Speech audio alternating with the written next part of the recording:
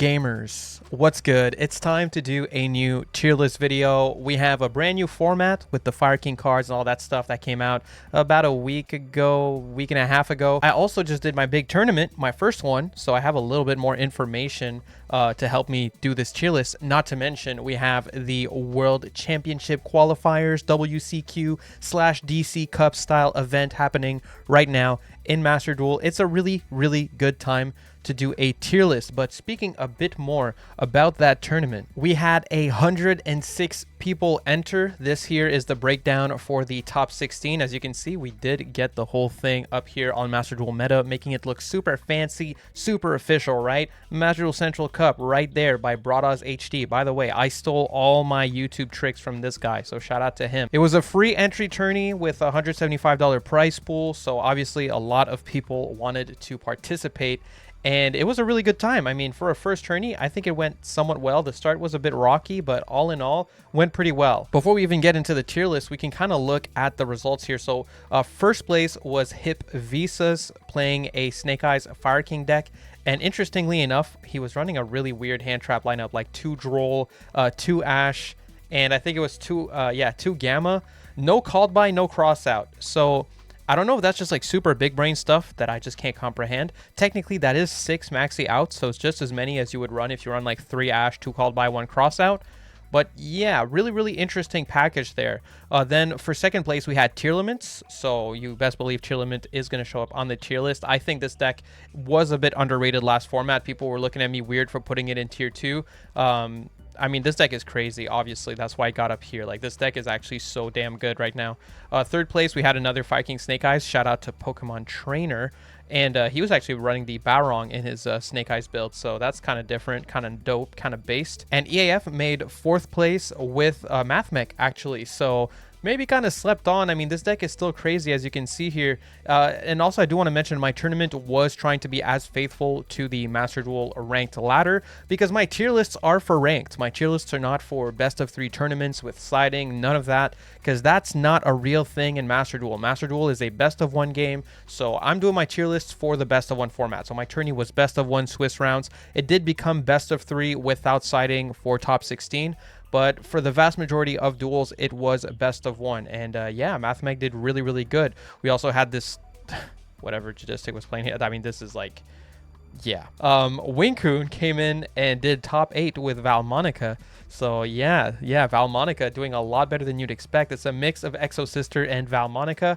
And he went on a crazy run. He was like 6-0. We thought he would go undefeated. Then in the 7th round, he did take a loss. But still, I mean, super impressive stuff. And definitely made me look at Valmonica in a new light, especially considering he was running 2 Imperm, 2 Ash, not even 3 Ash, and no Max C. So bro made top 8 with Valmonica with no Max C, which kind of makes you look at Valmonica a little different. Maybe this deck is a little bit slept on. And then in top 8, we also had a Rescue Ace build. Naturally, had to see at least 1 Rescue Ace, and we had another Fire King Snake Eyes deck. So all in all, really interesting top 8. And actually, if you look here, really cool stuff.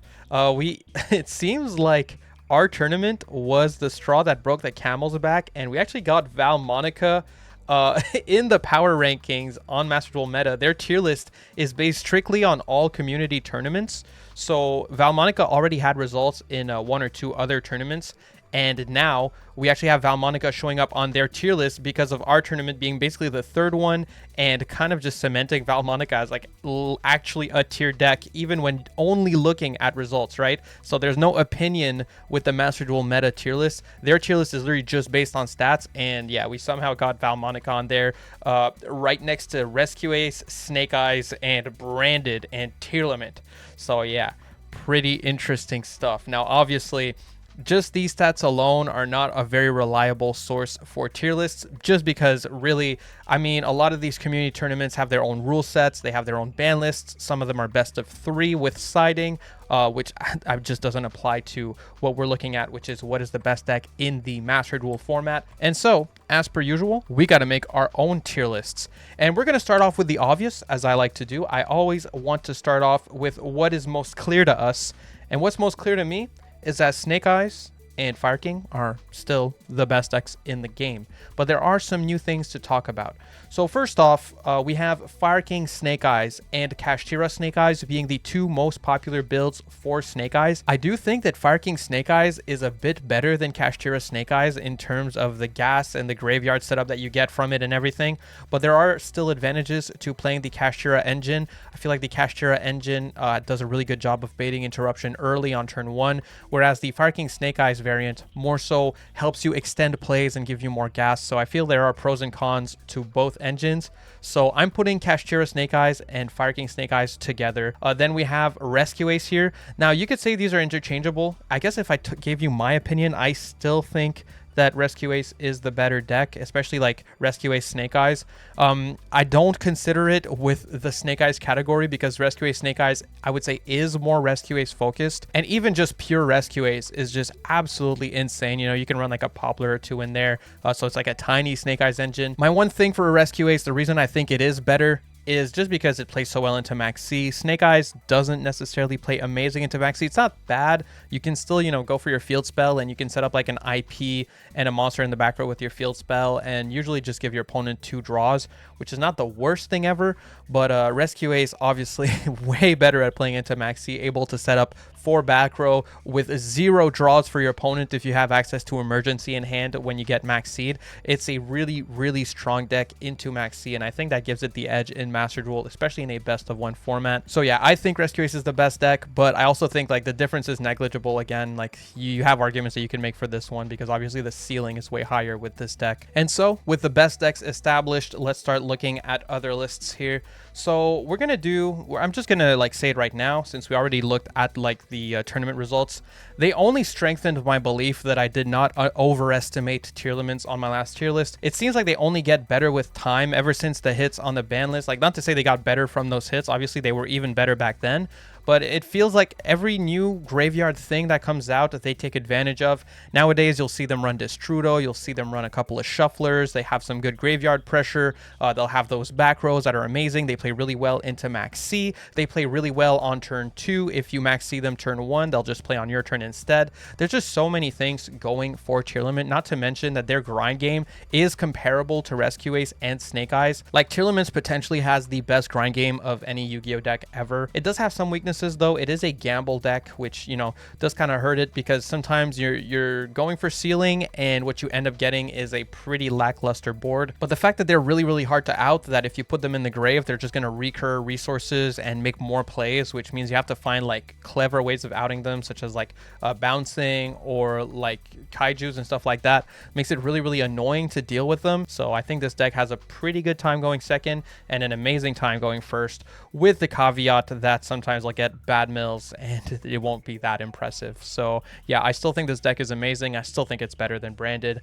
And while we're talking about Branded, yes, I still think Branded is tier 3. I know a lot of people gave me flack for this on my last tier list, and I stand by it. Even if you look at tournament stats, if you're looking at Master Duel meta, literally ranking right next to Valmonica, by the way, like in terms of wins. So I don't know why that's such a crazy take. I don't know why people were looking at me crazy for it. I stand by it. I still think it's a good deck. I think what's really carrying Branded is that they just always have the craziest hand on the planet. Like, they'll always have the Branded Fusion in hand or something. Like, sure, their hands are crazy, I get it, but still, the deck itself, while it is good, it isn't really getting better with time. It's not to say that it's getting power crept. I don't think it is.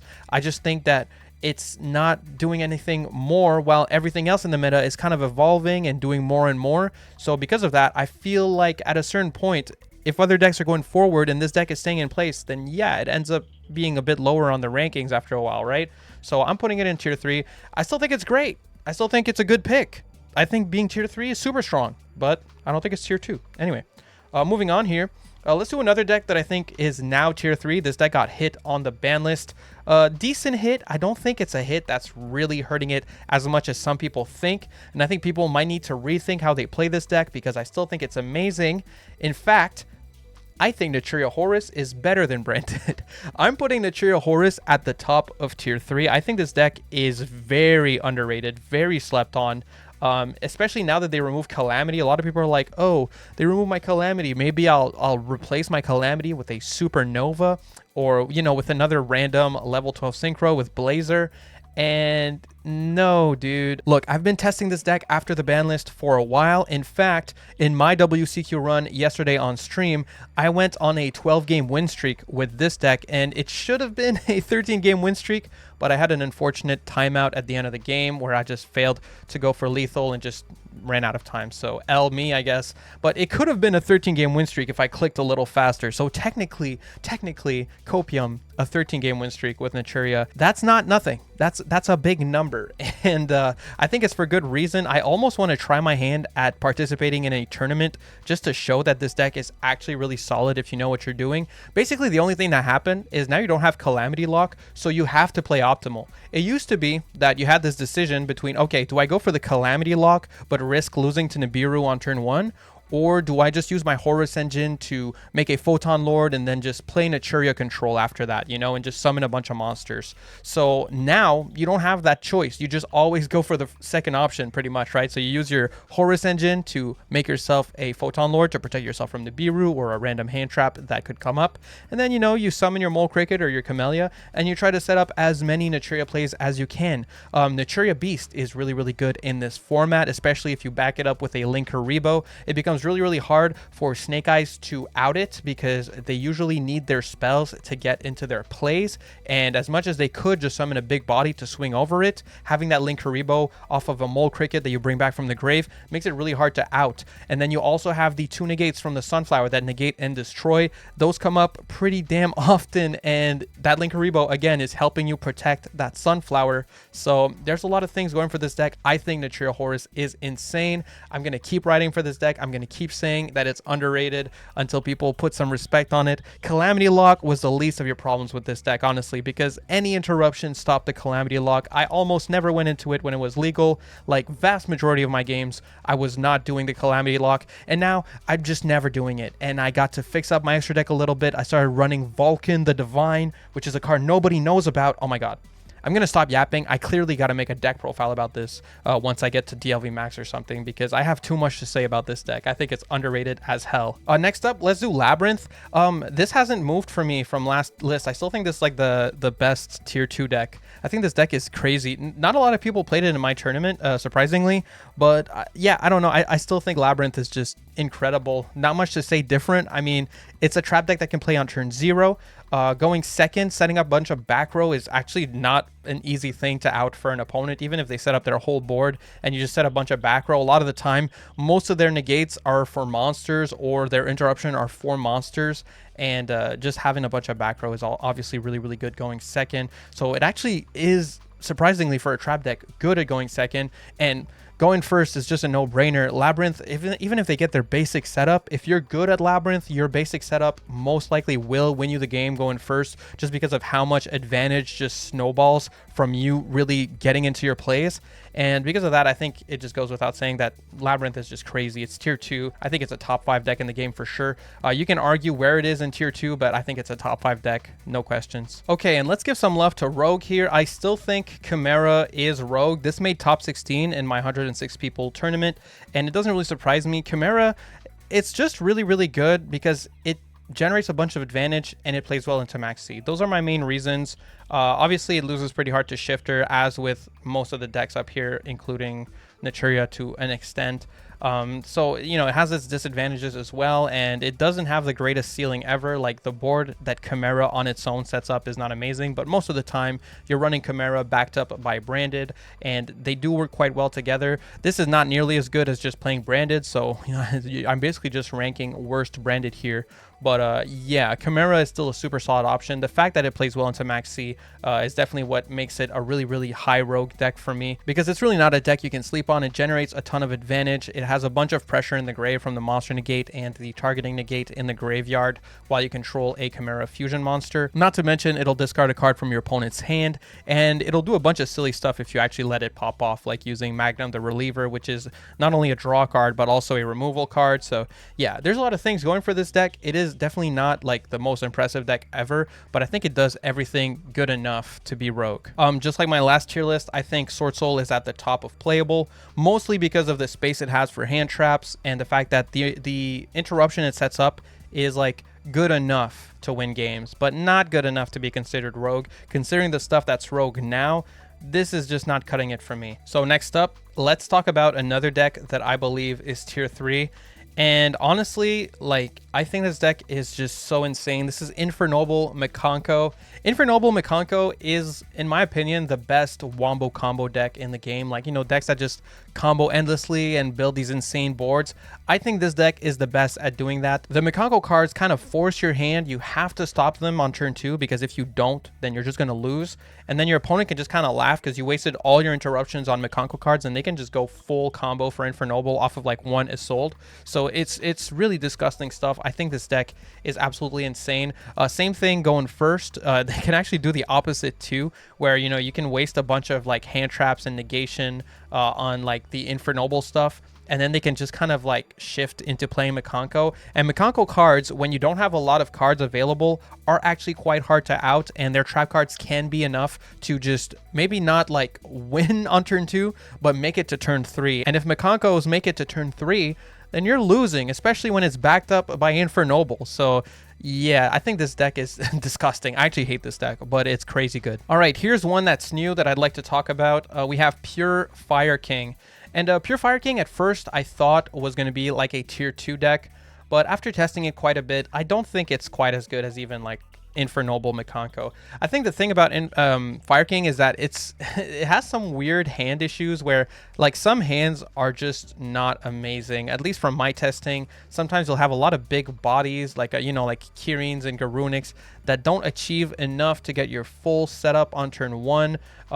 There's a lot of situations like that, or you'll get like a bunch of hand traps and like a big monster, and you're just kind of like looking weird, like you don't have a lot to do, you don't have a good card to pop with your Kirin, stuff like that. So just the fact that it gets awkward hands is really the reason that I'm putting it down here, because if it had like better hands or like a main searcher for the deck, then I would probably put it a bit higher, because once you do get your plays set up, it is incredibly hard to beat Fire King.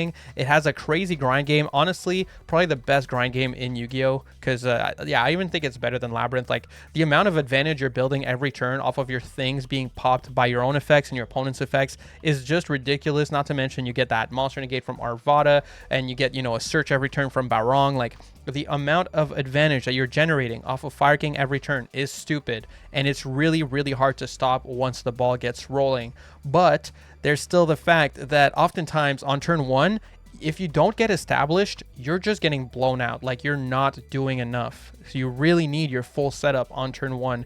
And going second, it's really like dependent on the hand traps you draw. Because if you draw a lot of just Fire King cards on going second, it can be really, really hard to actually establish yourself. Even though they do trigger off of being popped, which gives you a bit of grind game ability, if you don't actually get established, what you get from that is kind of negligible. So I think Fire King Pure is just down here in tier 3. Still a really, really great deck, by the way. Not a bad deck by any means. It kind of reminds me of when Vanquish Soul came out, where like, yeah, the deck is obviously really, really good. It's just that some hands are just like genuinely awkward, and you can't really ignore that. So let's do some more Rogue. I'm going to put Unchained in here, and I kind of changed my mind from last time. I think Unchained might actually be the best Rogue deck. The fact that Unchained has SP now just makes a huge difference, because now the Unchained Link 2 is just a really good card. I mean, you can use pretty much any monster your opponent summons to go into the SP, and then the SP has the extra interruption of banishing whenever your opponent activates a monster effect. Not to mention that the Caesar is just insane. Like, it's such a crazy card. That Caesar Link 6 is ridiculous. So when you get your full power setup of like a trap card, the Link 2, and a Caesar, it's really, really hard to beat that in a Master Duel. And not to mention that now if you get Max Seed and you just pass on your Link 2, well, you know, you're not giving your opponent too many draws, and you still get to go SP on your opponent's turn using one of their monsters, and then you get to banish a card, and then you also get the extra interruption when they activate a monster effect. Well, actually, when they activate any effect of banishing your SP in one of their cards. So even into Max C, it's now significantly better than it used to be. So I think Unchained is in a decent position at this point. All right, and next up here, let's do another Rogue. Let's do Salamangreat. I think Salamangreat is still Rogue, but I am going to put it a bit higher in Rogue than I put it last time. This deck, I kind of slept on it. I mean, the board that it sets up is actually really, really scary. All the graveyard setup that it gets can be really, really hard to deal with. It has like a lot of recursion, and that becomes really annoying on turn 2 when you're trying to out all their stuff. Not to mention that their trap cards are very, very good. I still don't think it's got quite high enough of a ceiling to be tier 3, but it has good consistency and it's really, really good in the grind game. The main thing that really holds it back is that it's atrocious into Max C, significantly worse than Unchained. And honestly, I'm even debating putting it under Chimera, but I'll put it above just because its ceiling is a lot better. But yeah, Chimera is way better than Salamangreat at playing it to Max C, for example. Oh man, I don't even want to talk about this anymore. But yeah, I still think Dinos is just playable. I don't think it qualifies as Rogue. I thought I'd be surprised in my tournament and someone would come in with Dinos and just, you know, blow me away, especially considering that a lot of my audience are big Dino fans. But even in my tournament, we didn't see really a Dino get good results at all. So yeah, Dinos, in my opinion, still just playable. Not even on the power rankings for Master Duel meta, so you can't use that excuse either. It's just not really, it's just not doing anything right now. I love Dinos, I really do, but they need more. They need a lot more. All right, we can talk about these two together. So this is another tier 3. I know the tier 3 is getting pretty big, but I'll talk about them together. So I have Stun and Floowandereeze. I feel like I underestimated these decks on my last tier list, especially Floowandereeze. I put like almost at the bottom of Rogue, but especially with the Fire Kings coming out and Snake Eyes Fire King becoming a very popular build, Floowandereeze is just in a really good position. A lot of the time, they're just going to run like 3-dimensional Fissure and Macrocosmos and stuff like that, as well as D-Shifter. And same thing for Horus Stun, you know, which is new popular version of Stun. These two decks are just really well situated right now, especially Floowandereeze just being extremely anti-meta, and Horus Stun just kind of being the best version of Stun we've seen in a while. I really don't want to talk about Stun for too long because it's like, it makes me livid, but yes, they play good cards, and the good cards do good things. So yeah, pretty good decks. And while we're at it, I mean, there's some of these that I just don't want to elaborate too much on because I'm just retreading ground that I tread on my last tier list. But yeah, I still think Memento is basically just a better Dino deck. It's basically just as interruptible as Dino 2, where like if you know where to negate Memento, they become a lot weaker. A lot of the time, your wins with Memento are because your opponent wasted their Ash at the wrong moments. Like they'll Ash your Anguich, when if they just ashed like your Horse or your Fusion, then you would probably lost the game. So yeah, when people know what to interrupt, Memento becomes significantly worse. They are supposed to get support later, and I think with the support, they could jump all the way to tier 3 because they have really good one-card combos, significantly better consistency than Dinos. They're basically just better Dinos, right? So they're right above Dinos. Okay, and let's talk about the other new deck that we got in the game here that's really interesting. Here we have Valmonica. Valmonica I was going to put in playable, but Wingcoon, as you guys heard earlier, went on a crazy run in my tournament, which kind of leads me to believe that this deck is actually like Rogue.